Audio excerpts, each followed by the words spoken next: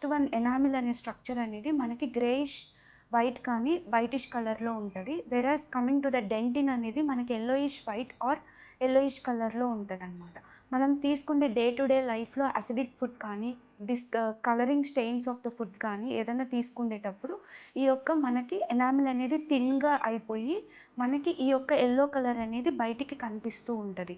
దీన్ని మనం అరికట్టడానికి మనకు కొన్ని సొల్యూషన్స్ ఉన్నాయన్నమాట. మనం నంబర్ 1 ఫ్లోరిడేటెడ్ టూత్ పేస్ట్‌ని యూజ్ చేయడం వల్ల దీన్ని అరికట్టొచ్చు.